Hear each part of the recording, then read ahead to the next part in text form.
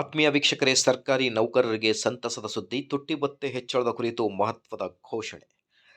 ಬನ್ನಿ ಹಾಗಿದ್ದಲ್ಲಿ ಡಿ.ಎ ಕುರಿತು ಮಾಹಿತಿ ಏನಿದೆ ಅಂತ ನೋಡ್ತಾ ಬರೋಣ. ವರ್ಷಕ್ಕೆ 2 ಬಾರಿ ತುಟ್ಟಿ ಭತ್ಯೆ ಅಂದಂಗ ಈಗ ಜನವರಿನಿಂದ ಈಗ ಹೊಸ ತುಟ್ಟಿ ಭತ್ಯೆ ಜಾರಿ ಆಗಬೇಕಾಗುತ್ತೆ ಸರ್ಕಾರಿ ನೌಕರರಿಗೆ. ಸೊ ಹಾಗಾಗಿ ಮೊದಲು ಕೇಂದ್ರ ಸರ್ಕಾರಿ ನೌಕರರಿಗೆ ಜಾರಿಯಾದ ನಂತರ ಕೇಂದ್ರದ 1%ಗೆ ನಮ್ಮ ರಾಜ್ಯ ಸರ್ಕಾರಿ ನೌಕರರು ಕೂಡ 0.722% ಅನ್ನು ಏರಿಕೆ ಮಾಡ್ತಾರೆ. ಸೊ ಹಾಗಾಗಿ ಈಗ ಕೇಂದ್ರದಿಂದ ಒಂದು ಮಹತ್ವದ ಘೋಷಣೆ ಅನ್ನೋದ್ರ ಬಗ್ಗೆ ಒಂದು ಲೇಟೆಸ್ಟ್ ಅಪ್ಡೇಟ್ ಬರ್ತಾ ಇದೆ.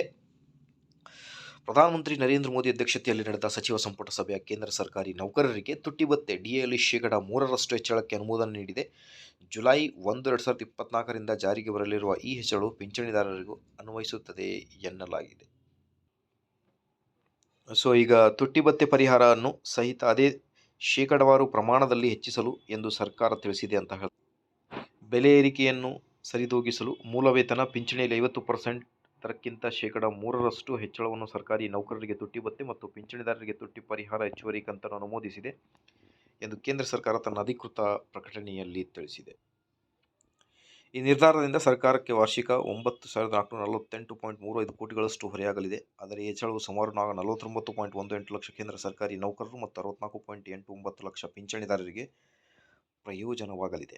ಈಗ 2025ರಲ್ಲಿ ಜನವರಿಯಲ್ಲಿ ಡಿ.ಎ ಎಷ್ಟು ಇನ್ಕ್ರೀಸ್ ಆಗುತ್ತೆ ಅಂತ ನೋಡಬೇಕಾಗುತ್ತೆ. ಸೊ ಕೇಂದ್ರದ ಡಿ.ಎ ಕಂಪೇರ್ ಮಾಡಿ ನಮ್ಮ ರಾಜ್ಯ ಸರ್ಕಾರಿ ನೌಕರು ಕೂಡ ಡಿ.ಎ ಜಾರಿ ಆಗುತ್ತೆ. ಆದಷ್ಟು ಬೇಗ ಜಾರಿಯಾಗಲಿ. ಮಾಹಿತಿ ಇಷ್ಟದಲ್ಲಿ ಲೈಕ್, ಶೇರ್ ಆ್ಯಂಡ್ ಸಬ್ಸ್ಕ್ರೈಬ್.